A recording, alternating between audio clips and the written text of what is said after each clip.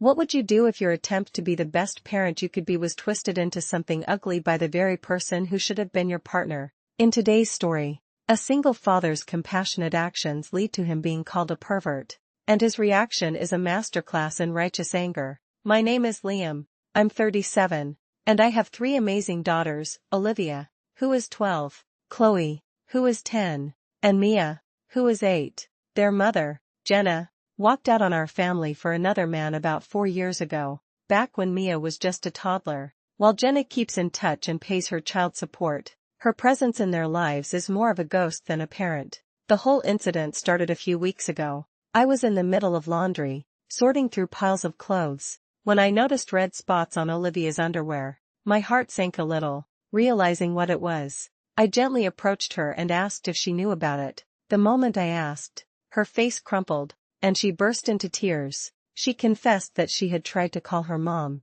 but Jenna never called her back. In her panic and confusion, she had resorted to stuffing toilet paper in her underwear, hoping that would be enough to handle it. Seeing her so scared and alone in this pivotal moment of her life broke my heart. I pulled her into a hug and explained that getting her period was a completely natural part of growing up and absolutely nothing to be ashamed of. We spent some time looking up great, age-appropriate resources online, reviewing them together so she felt informed and in control. Afterward, I took her to the store, just the 2 of us. I told her to pick out any brand of feminine products she wanted to try. She's a gymnast, so she gravitated towards Playtex Sport, and I bought them for her without a second thought. The experience was so positive that I decided I needed to prepare my other 2 girls as well. When I brought it up, my 12-year-old, Olivia, immediately volunteered to help me teach her younger sisters. We turned it into a whole educational night. It was wonderful. The girls asked tons of questions, and honestly, I learned a lot myself. I'd never even heard of a menstrual cup before, but now I know all about them and their environmental benefits. The other day, the phone rang. It was Jenna, finally calling back. My usual routine is to set up a video chat for her and the girls and then leave the room to give them privacy. When they're done, I come back to discuss the boring co-parenting logistics, school, bills, schedules. But this time was different. The moment my face appeared on the screen, Jenna was incandescent with rage. She was furious with me for having the period talk with our daughters. "What is wrong with you?" she shouted, her voice sharp and accusatory. She called me sick and perverted.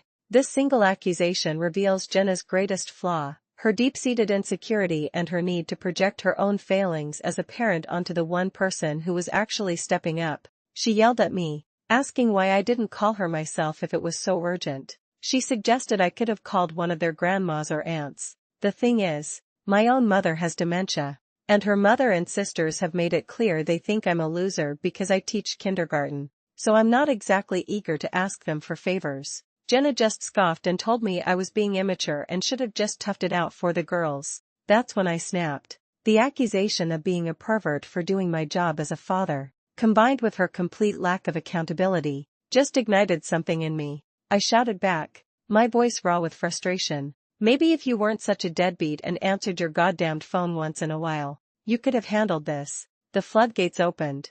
I brought up every single heartbreak she'd inflicted on them. How she hasn't shown up to a single soccer game, piano recital, or gymnastics meet in 2 years. I told her how, after their weekends at her house, the girls come home, go straight to their rooms, and only come out hours later to ask me gut-wrenching questions like, why does mommy love her new husband more than us? And what did we do to make her leave? Her response wasn't remorse. It was venom. "You should tell them it's not their fault I couldn't be satisfied," she retorted. I was so disgusted I just screamed "fuck you" into the phone. And then she smirked. A cruel, knowing little smirk. She pointed to a spot just behind my shoulder and said, "Look what you did." One commenter rightly pointed out that she knew exactly what she was doing. She saw the kids behind me and didn't warn me, deliberately, making her equally responsible for what they were about to see. I turned around, and my heart shattered.